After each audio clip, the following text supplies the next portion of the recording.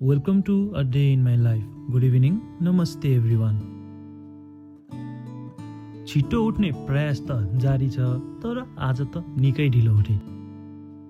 यस्तो अल्छी गर्दै गर्दै जिम चाहिँ पुगे, किनभने लेग डे स्किप त गर्नु भएन नि।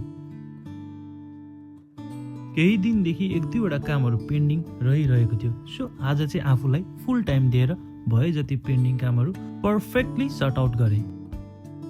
ठ्याक्क समय मिलेको बेला दाइहरूलाई पनि सिलिकन एजुकेसन नेटवर्कको अफिस चाहिँ भिजिट गराए।